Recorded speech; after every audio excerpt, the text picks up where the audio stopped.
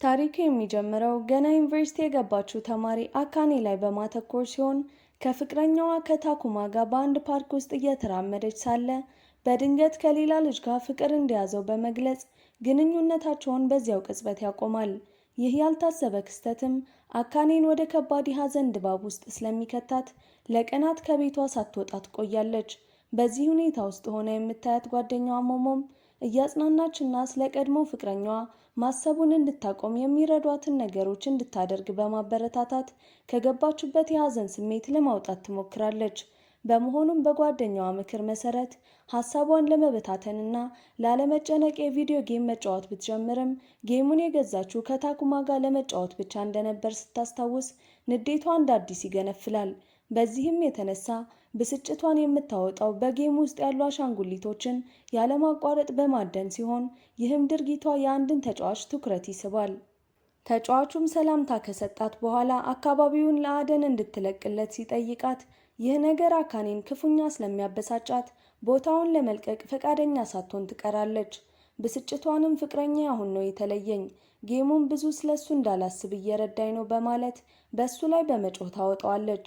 እሱ ግን ለታሪክሽ ምንም ፍላጎት የለኝም በማለት ከመለሰላት በኋላ ጥሏት በመሄድ በብስጭቷ ላይ ሌላ ብስጭት ይጨምርባታል። ይህንን ተከትሎ ለአካኔ ለሁሉም ተጫዋቾች የተዘጋጀ ስብሰባ መኖሩን የሚያበስር የጌም መልእክት ይደርሳታል። ታኩማም ከአዲሷ ፍቅረኛው ጋር እንደሚመጣ በመጠርጠርና በመለያየቱ እንዲጸጸት ለማድረግ በማሰብም አዲስ ልብስ ከገዛችና ሜካፕ ከተቀባች በኋላ በጣም አምሮባት ወደ ስብሰባው ታመራለች። ስብሰባው የሚካሄደው በአንድ ጨለማ ክፍል ውስጥ በመሆኑ ግን አካኔ ታኩማን ከአንዲት ልጅ ጋር በጭላንጭል ከማየት ውጪ በደንብ ማየት አልቻለችም። በመሆኑም እነሱን ለመከተል በችኮላ በተንቀሳቀሰችበት ወቅት ታዳልጣ ከመውደቋን በላይ ጫማዋ ከእግሯ ይወልቃል። በሀፍረትና በውርደት ስሜት ተውጣ መሬት ላይ እንዳለችም ድንገት አንድ ልጅ ጫማዋን አንስቶ በመስጠት ይረዳታል። በሁኔታው ልቧ ስለተነካ ላደረገላት እርዳታ ካመሰገነችው በኋላ እሱም ደህና እንደሆነች ይጠይቃታል። እሷም የወደቀችው ቦታ ጨለማና ወለሉም የሚያዳልጥ ስለነበር እንደሆነ ከማስረዳቷን በላይ በቅርብ ጊዜያትም ሕይወቷ በጣም እንደተበታተነ ትነግረዋለች። ነገር ግን ብዙ እንዳወራች ሲገባትና እሱ ለታሪኳ ፍላጎት እንደሌለው እርግጠኛ በመሆኗ ይቅርታ ትጠይቋለች። እሱ ግን በድጋሚ ለታሪክሽ ምንም ፍላጎት የለኝም በማለት በጨዋታው ላይ የተጠቀመበትን ቃል ይደግመዋል። ይህንን በሰማችበት ቅጽበትም ከጨዋታው የምታውቀውን ልጅ በማስታወስ ስሙ ያማዳ እንደሆነ ትጠይቋለች። በሁኔታው የተገረመው እሱም ማንነቷን በጠየቃት ቅጽበት ባልተጠበቀ ሁኔታ ታኩማ ከኋላቸው ብቅ ይላል። ታኩማ ከቀድሞ ፍቅረኛው አካኔ ጎን ፕሮፌሽናል የቪዲዮ ጌም ተጫዋች የሆነውን ያማዳን በማየቱ በከፍተኛ ድንጋጤ ይዋጣል።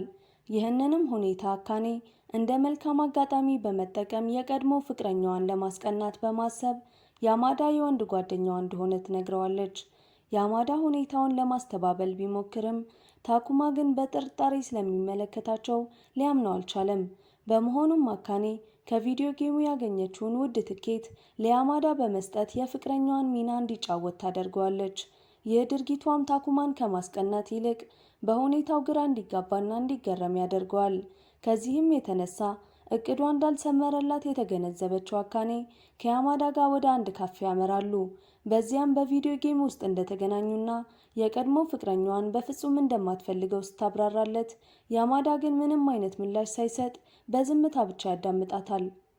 በእርሱ ዝምታና ቀዝቃዛ ባህሪ የተበሳጨችው አካኔ የሴት ጓደኛ ሲኖረውም እንደዚሁ ቀዝቃዛ መሆን አለመሆኑን ትጠይቀዋለች።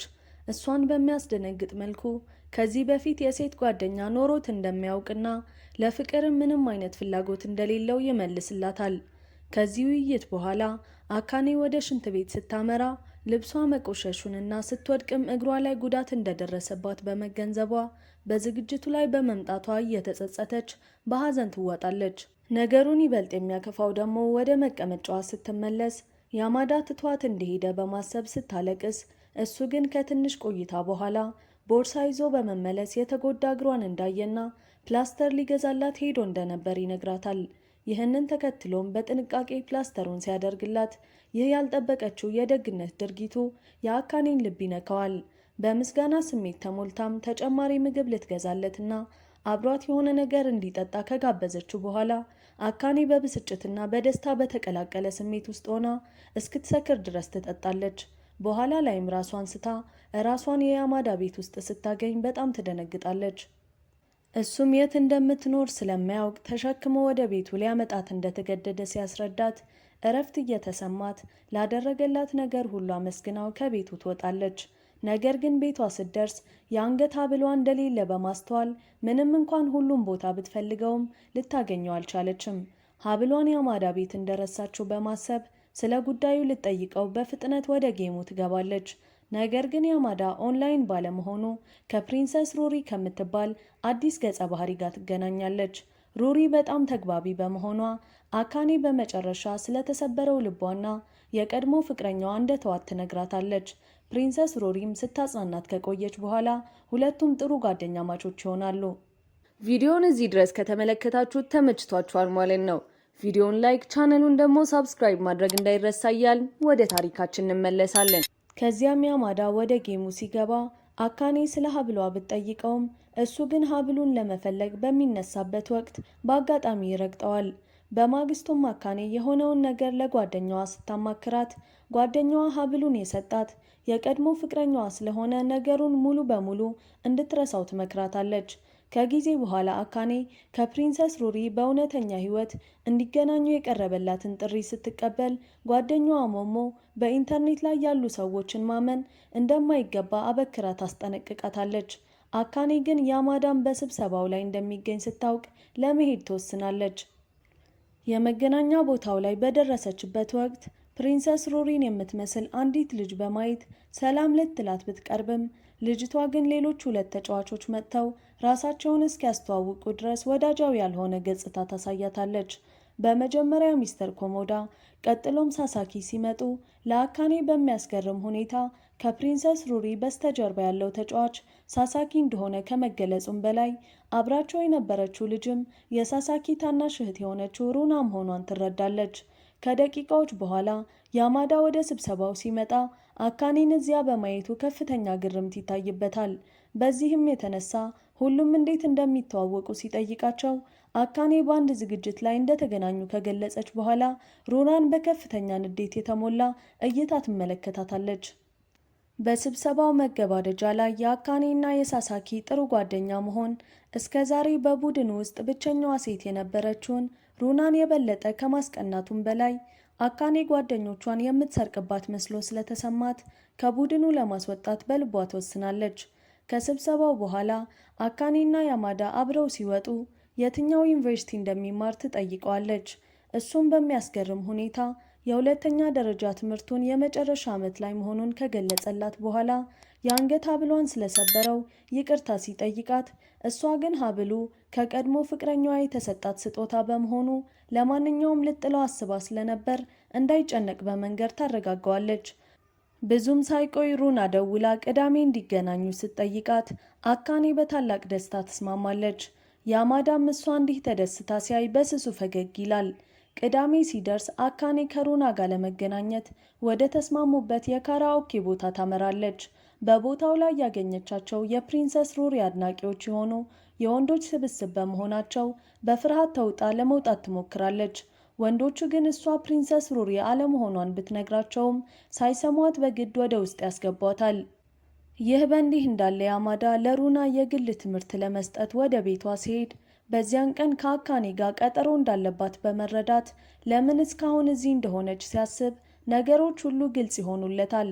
በመሆኑም ሩና የወንድሟን አካውንት እንደተጠቀመችና አካኔን ከእውነተኛ የፕሪንሰስ ሩሪ አድናቂዎች ጋር ለማስተዋወቅ ወጥመዱን እንዳዘጋጀች ስትናዘዝ ይህንን የሰማውና ስለ አካኔ ደህንነት የተጨነቀው ያማዳ ከሩናና ከወንድሟ ጋር በመሆን እሷን ለመፈለግ በፍጥነት ይወጣል። በሌላ በኩል አካኔ ከክፍሉ ማምለጥ ብትችልም ወንዶቹ ግን ደረጃ ላይ እስኪወድቁ ድረስ ሲያሳድዷት ልክ በዚያች ቅጽበት ሳሳኪና ሌሎቹ ይደርሳሉ። ይህንን ተከትሎም እህቱ በሰራችው ነገር አካኔን ይቅርታ ከጠየቃት በኋላ ሩናም እንዲሁ እንድታደርግ ያዛታል። ሩና ከአካኔ ጋር ብቻዋን እንድታወራ ከጠየቀች በኋላ ከቡድኑ እንድትርቅ ስለምትፈልግና ስለምትጠላት ወጥመዱን ሆን ብላ እንዳዘጋጀችላት ትናዘዛለች። ነገር ግን በሚያስገርም ሁኔታ አካኔ የመጣችው ቡድኑን በጣም ስለምትወደው እነሱን መቀላቀል እንደምትፈልግ ለመጠየቅ እንደሆነ ስትነግራት ይህን ያልጠበቀችው ሩና እንባዋን ትዘረግፈዋለች። ይህን ተከትሎም አካኔ ክፉ ስለነበረችባት ይቅርታ የምትጠይቃትን ሩናን እያባበለች ከማጽናናቷን በላይ በቦታው ላይ በመታረቅ የነበራቸውን አለመግባባት በሰላም ይፈቱታል። ይህን ሁሉ በድብቅ ሲያዳምጥ የነበረው ያማዳ በአካኔ ደግነት ልቡ በመነካቱ ከዚያን ጊዜ ጀምሮ ከሩናና ከአካኔ ጋር የጠበቀ ወዳጅነት ይመሰርታል። በዚህም ሩና በጨዋታው ውስጥ ደረጃዋን እንድታሳድግ ከመርዳቱም በላይ ብዙም ሳይቆይ የአካኔ ላፕቶፕ ሲበላሽባት ሩና የያማዳን እርዳታ ትጠይቀዋለች። እሱም የተበላሸው የእሷ ላፕቶፕ መሆኑን በሰማ ጊዜ ምንም ሳያቅማማ በፍጥነት ወደ ቤቷ ያመራል። ሁሉንም አብረው ስታያቸው ሞሞ ወደ ሩና በመቅረብ አካኔና ያማዳ ምን ያህል የሚያምር ጥንድ እንደሚሆኑ ከነገረቻት በኋላ እንዲቀራረቡ እንድትረዳት ትጠይቃታለች። ሞሞ ከሄደች በኋላ ሩናም ድንገተኛ መጋጨት የፍቅር ስሜት ይፈጥራል በሚል የዋህ ሀሳብ በመነሳት አካኔን በቀጥታ ወደ ያማዳ እቅፍ ትገፋታለች። በሁኔታው የተደናገጠው ያማዳ ለምን እንዳደረገችው ሲጠይቃት አይኔ ውስጥ የሆነ ነገር ገብቶብኝ ነው የሚል ምክንያት ትሰጠዋለች። በዚህም የተነሳ አካኔ በጭንቀት ፊቱን በመያዝ ልትረዳው ስትቀርብ ይህ ድርጊቷ የያማዳን ልብ ከወትሮ በተለየ ፍጥነት እንዲመታ ያደርገዋል። በመጨረሻም ያማዳ ላፕቶፑን መጠገኑን ከጨረሰ በኋላ አካኔ ለሱ ምግብ አዘጋጅታለት እንደነበር ይገነዘባል። በቀጣዩ ቀን በትምህርት ቤቱ ፌስቲቫል ላይ ሁሉም የቡድኑ አባላት በመገኘት ፎቶ እየተነሱና በደስታ ጊዜ ሲያሳልፉ በድንገት ሩናን ሆዷን ስላመማት አካኔ ወደ ሕክምና ክፍል ትወስዳታለች። እዚያም እንዳሉ ያማዳ መጥቶ ሲፈልጋት እንደነበር ይነግራታል። ይህም ያልተጠበቀ ቃሉ ለመጀመሪያ ጊዜ የአካኔን ልብ በኃይል እንዲመታ ያደርገዋል። በሕክምና ክፍል ውስጥ ሩና በፌስቲቫሉ ላይ ብዙ ምግብ ለመብላት በማሰብ ቁርስ እንዳልበላች ከተናገረች በኋላ ያማዳና አካኔ ምግብ ሊገዙላት አብረው ይወጣሉ። ወደ ውጭ እንደወጡ አካኔ በዙሪያቸው ያሉ ሴቶች በሙሉ አይናቸውን ከያማዳ ላይ ማንሳት እንዳልቻሉ ስታስተውል ሁለት ሴቶች ወደ እሷ ቀርበው የያማዳ የፍቅር ጓደኛው እንደሆነች ይጠይቋታል። እሷም ይህንን ስታስተባብል ተጨማሪ ሴቶች እየመጡ ተመሳሳይ ጥያቄ ሲያቀርቡላት ሁኔታው የተረዳው ያማዳ በድንገት እጇን በመያዝ ከግርግሩ እንድትወጣ በማድረግ ሁለቱም ከዚያ ቦታ ያመልጣሉ። በመጨረሻም ሳሳኪ ከሌሎቹ ጋር ዳግም ሲገናኝ አካኔ የሆነውን ነገር ትነግረዋለች። ይህን የሰማው ሳሳኪም በቀልድ መልክ አካኔና ያማዳ የፍቅር ጥንዶች መሆን እንዳለባቸው ከተናገረ በኋላ ያማዳ ስለ አካኔ ምን እንደሚያስብ በቀጥታ ይጠይቀዋል። ያማዳም ያለማመንታት በጣም ወዳታለሁ ብሎ ሲመልስ ሳሳኪ ወዲያውኑ ጥንዶች መሆናቸውን በማወጁ አካኔን ከፍተኛ ጭንቀት ውስጥ ይከታታል። በመጨረሻም ሳሳኪ ቀልድ እንደነበር ከነገራት በኋላ እሷ በሀፍረት ተውጣ የሆነ ነገር ልገዛ ሄዳለሁ በማለት ከቦታው ስትሄድ በሚያስገርም ሁኔታ ያማዳ ተከትሏት ሊያናግራት እንደሚፈልግ ይጠይቃታል። ስለ ሳሳኪ ቀልድ ይቅርታ ከጠየቃት በኋላም እሷ እንዳልተከፋች በመግለጽ ነገር ግን ከሱ ጋር ዴት ማድረግ ብትፈልግ ኖሮ ምን እንደሚያደርግ ትጠይቀዋለች። ለዚህ ጥያቄዋም ያማዳ ለእሱ አይነት ተራ ልጅ እሷ ልክ እንደ ተራራ ጫፍ ላይ ያለችና ፈጽሞ ሊደርስባት የማይችላት አበባ እንደሆነች በማሰብ ይህንን ነገር በፍጹም አስቦት እንደሚያውቅ በቅንነት ይመልስላታል። ይህንን ያልጠበቀችውን ምላሽ በሰማች ጊዜ የአካኔ ልብ በደስታ ከመክነፉ የተነሳ በፈገግታ ተሞልታ የሆነውን ሁሉ ለሞሞ ትነግራታለች። ሞሞም በበኩሏ የያማዳ ስሜት ግልጽ እንደሆነና ከሱ ጋር ዴት መውጣት እንዳለባት ትመክራታለች። ነገር ግን አካኔ ያማዳ ከዚህ ቀደም ለፍቅር ፍላጎት እንደሌለው መናገሩንና ከሷም በአንድ ዓመት እንደሚያንስ በማስታወስ ለሱ የፍቅር ስሜት ባይኖራት የተሻለ እንደሆነ ለራሷ ትነግራለች። ከተወሰነ ጊዜ በኋላ ከጓደኛዋ ሩና ጥሪ ሲደርሳት አካኔ አዲስ ልጅ የጨዋታ ቡድናቸውን እንደተቀላቀለች ትሰማለች። ይህች ዩካሪ የተባለች ልጅ ከያማዳ ፍቅር የያዛት የክፍል ጓደኛው ስትሆን ከሱ ጋር በአንድ አካዳሚ ውስጥ መማሯና ታካኪ የሚባል ሌላ ልጅም አብሯቸው መኖሩ ሁኔታውን ውስብስብ ያደርገዋል። በዚህም የተነሳ ሶስቱም አብረው መውጣት ሲጀምሩ በዚሁ ጊዜ ያማዳ ከአካኔ ሚስኮል እንዳለው ሲያይ መልሶ ይደውልላታል። ለተወሰኑ ደቂቃዎችም ሲያወሩ ይህንን ሁኔታ በቅርበት ስትመለከት የነበረችው ዩካሪ የቅናት ስሜት በውስጧ ሲቀጣጠል ሁኔታዋን የተገነዘበው ታካኪ ደግሞ ዩካሪ ለያማዳ ያላትን ስሜት ተረድቶ እንድትነግረው ይመክራታል። እሷ ግን ያማዳ ከዚህ ቀደም ስሜታቸውን ለገለጹለት ሴቶች ሁሉ እምቢ እንዳላቸው ስለምታውቅ የፍርሃት ስሜት ይይዛታል። ከዕለታት አንድ ቀን ዩካሪ በቀጥታ ወደ ያማዳ በመሄድ ከማንኛውም ሴት ጋር ግንኙነት የማይጀምርበትን ምክንያት ትጠይቀዋለች። ያማዳም በልጅነቱ በትምህርት ቤት ውስጥ ከአንዲት በጣም ከምታሳዝንና እንግልት ከሚደርስባት ልጅ ፍቅር እንደያዘው ማውራት ይጀምራል። በአቅራቢያ ስለሚኖሩ ጥሩ ጓደኛሞች እንደነበሩና እሷም ትምህርት ቤት በምትመጣባቸው ጥቂት ጊዜያት አብረው እንደሚያሳልፉ ከገለጸላት በኋላ በመጨረሻም በሚደርስባት እንግልት የተነሳ ትምህርት ቤት መቀየሯ ልቡን በከፍተኛ ሁኔታ እንደሰበረውና ከዚያን ጊዜ ጀምሮ ከሴቶች በመራቅ ዳግም ፍቅር ላለመያዝ እንደወሰነ ያስረዳታል። በሚቀጥለው ቀን አካኔ ከጓደኛዋ ጋር ብትሆንም ወደ ትርፍ ጊዜ ስራዋ ስታመራ፣ በሌላ በኩል ደግሞ ያማዳ ለሩና ትምህርት መስጠቱን ይቀጥላል። ከጥቂት ጊዜ በኋላም ካካኔ ወደ ሩና ስልክ ሲደወልና ስላመማት አብራቸው መጫወት እንደማትችል በደከመ ድምፅ ስትናገር፣ ያማዳ ይህንን በመስማቱ ሁኔታው በውስጡ ስጋትን ይፈጥርበታል። በዚህም የተነሳ በዚያኑ ምሽት አካኔ በከፍተኛ ትኩሳት እየተንገዳገደች ቤቷ ከደረሰች በኋላ መድኃኒት ለመግዛት ብትወጣም በመንገዷ ላይ ሚዛኗን ስታ ልትወድቅ በምትልበት ቅጽበት ያማዳ ባልተጠበቀ ሁኔታ ደርሶ በመያዝ ወደ ቤቷ ያደርሳታል። በማግስቱ ከእንቅልፏ ስትነቃ ለነበረባት ትኩሳት ግንባሯ ላይ ቀዝቃዛ ባንዴጅ ተደርጎላት ያማዳ ከጎኗ እንዳልተለየ ስታስተውል ልቧ በከፍተኛ የምስጋና ስሜት ይሞላል። በቀጣዩ ቀን ከህመሟ ሙሉ በሙሉ አገግማ ስትነቃ ላደረገላት ነገር ሁሉ በድጋሜ ካመሰገነችው በኋላ እሱ ሊሰናበታት ሲል ሳታውቀው የጃኬቱን ጫፍ በመያዝ ታስቀረዋለች። ይህንን ድንገተኛ ድርጊቷን ለራሷ ስትረዳም በከፍተኛ መደናገጥ ውስጥ ሆና ይቅርታ ትጠይቀዋለች። ይህ ያልታሰበ ድርጊቷ አካኔ ለያማዳ የተለየ ስሜት እንዳላት እንድትገነዘብ ስለሚያደርጋት ከጓደኞቿ ከሞሞና ከሳሳኪ ጋር በመገናኘት በፍቅሩ እንደወደቀች ትነግራቸዋለች። እነሱም ስሜቷን እንድትገልጽለት በማበረታታት ደስተኛ ካደረጓት በኋላ እሷም ምንም ሳታመነታ በቀጥታ ወደ ቤቱ በማምራት ልትነግረው የምትፈልገው ነገር እንዳለ ትገልጽለታለች። በሚያሳዝን ሁኔታ እሱ ወደ አካዳሚ መሄድ ስለነበረበት በመንገድ ላይ ያሉ እንዲያወሩ ሀሳብ ከማቅረቡም በተጨማሪ ምን ልትነግረው እንደፈለገች ይጠይቃታል። እሷ ግን መንገድ ሊያቋርጡ ሲሉ በመደናገጧ ሀሳቧ ይበታተንባታል። በዚህም የተነሳ ያማዳ ክንዷን በመያዝ ከአደጋ ይጠብቃታል። ከዚህ በኋላ ያማዳ አውቶቡስ መያዝ ስለነበረበት ሊሰናበታት ሲገደድ ከክላሱ በኋላ እንደሚደውልላት ቃል ገብቶላት ይሄዳል። ነገር ግን ክላሱ ሲያልቅ ዝናብ መዝነብ ሲጀምር ዩካሪ ጃንጥላ ስለነበራት ታካኪ እነሱን ይበልጥ ለማቀራረብ በማሰብ ያማዳ ጃንጥላውን ከሷ ጋር እንዲጋራ ይጠይቀዋል። እሱ ግን በምትኩ ጥላውን ሙሉ በሙሉ ለዩካሪ ከሰጣት በኋላ እየሮጠ እንደሚሄድ ይነግራታል። ዩካሪ እንዲጠብቃት ብጮህም በዚያው ቅጽበት ከአንድ ሰው ጋር በመጋጨት መነጽሯ ይወድቅባታል። እንደ ድል ሆኖ ያማዳ ድምጿን ሰምቶ ስለነበር ሊረዳት ሲመለስ በዚህ ድርጊቱ ስሜቷ የተነካው ዩካሪን በጣም እንደምትወደው ከተናዘዘችለት በኋላ መልስ ከመስጠቱ በፊት ግን በደንብ እንዲያስብበት ትጠይቀዋለች። ከዚህ በኋላ ያማዳ ለአካኔ ሊደውልላት እንደማይችልና ይቅርታ እንደሚጠይቅ የሚገልጽ መልእክት ከላከላት በኋላ በማግስቱ በድጋሜ ይቅርታ ሊጠይቃት ወደ መስሪያ ቤቷ ያቀናል።